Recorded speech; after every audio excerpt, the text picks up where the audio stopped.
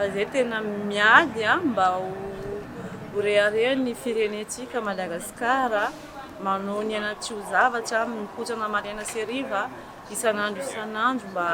hatongavana amin'izay tanjona zay fa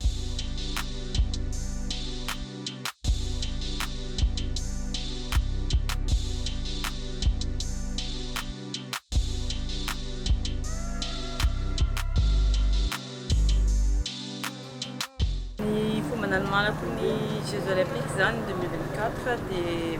tany Dakar za dia fa 4 ans dia tany nanomana ny Jeux Olympiques dia sady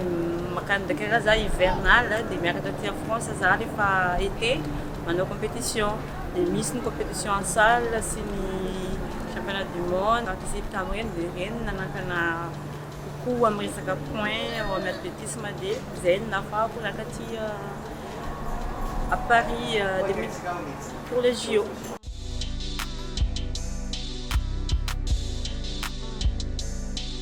Depuis une développement contre Dakar, 5e française en 2021, championne de la francophonie, vice-championne chez les Africains, 3 médailles d'or aux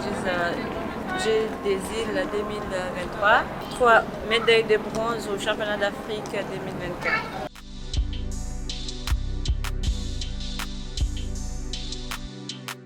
Tout. Hoe ny préparation hatrizay zany ny rêve rehetrarehetra sy ny sisa dia anaovana ny Jeux Olympiques dia mba ho tafiditra demi-finaliste na finaliste amin'ny Jeux Olympiques. Fa io zany tsisy miracle fa anao effort zany za hoe mba hoe au moins tafiditra demi-finale amin'ny Jeux Olympiques. Mais je promets rien du tout. Je vais faire anao effort mba ahafahako tafiditra anaovako ny record personnel au moins amin'ity Jeux Olympiques ity.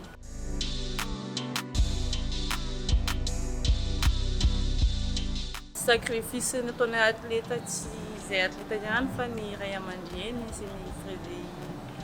rehetrarehetra izay manampy anay sorako aloha zareo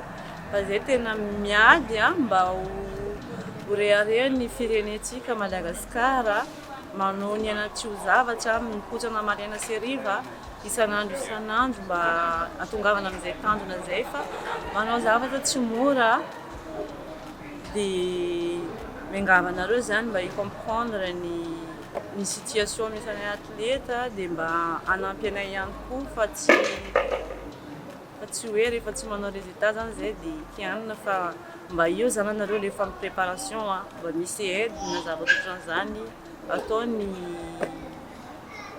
malagasy rehetrarehetra na resaka encouragement fotsiny dia fa ça va.